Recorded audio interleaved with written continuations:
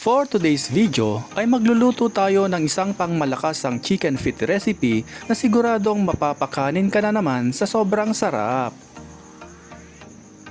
Umpisahan natin na pakuluan ng 1 kilong paa ng manok for about 8 to 10 minutes para maalis ang impurities nito.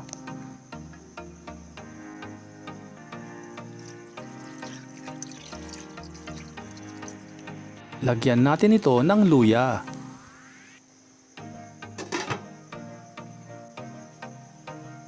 Pagkatapos nating pakuluan ay hugasan natin ito ng maigi. Kung nanonood ka pa rin at this point, paki-comment naman kung saang lugar kayo nanonood para alam namin kung saan nakaabot ang aming video.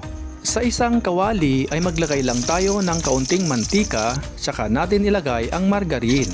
Kung walang margarine ay pwede rin naman ang butter. Kapag natunaw na ito ay umpisa na nating maggisa ng sibuyas. Ilagay na rin natin ang bawang. Igisa natin ang mga ito hanggang maging aromatic. Pagkatapos ay ilagay na natin ang mga napakuluang paa ng manok. Gisahin natin ito ng maigi. Ilagay na natin ang oyster sauce, soy sauce,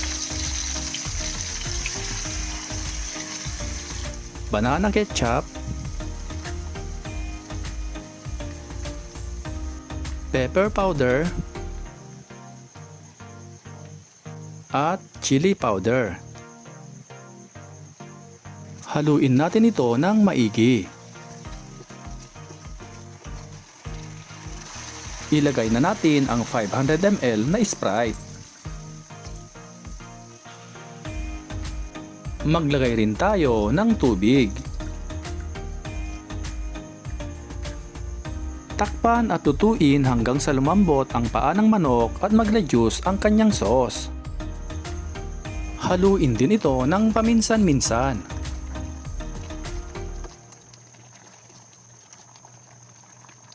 At syempre, huwag kalimutang tikman. At kapag okay na ang lasa, takpan ulit at lutuin hanggang sa mag-reduce ang kanyang sauce. At this point ay malambot na ang paa ng manok. I-serve na natin at ihanda na ang isang kalderong kanin. Siguradong mapapa-only rice ka na naman sa sobrang sarap dahil sauce pa lang ay ulam na. Shoutout nga pala kay Ma'am Vangie Salonga of Alaska at kay Sir Jose Ledesma of Taal, Batangas. At sa lahat ng ating avid followers and viewers saan man sulok ng mundo kayo nanonood, maraming salamat po sa walang sawang panonood at pagsuporta. At kung bago ka pa lamang dito sa aming page ay mag-follow ka na para di ka mahuli sa aming bagong recipe. Hanggang sa muli!